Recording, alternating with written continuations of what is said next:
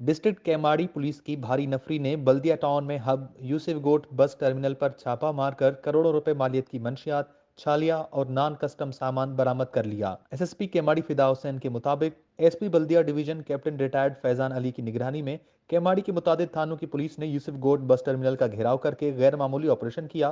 उन्होंने बताया कि कई घंटे तक जारी रहने वाले ऑपरेशन के दौरान एक मुलजिम मोहम्मद अकरम को गिरफ्तार किया गया, जिसके कब्जे से करोड़ों रुपए मालियत की मंशियात कब्जे में ली गईं।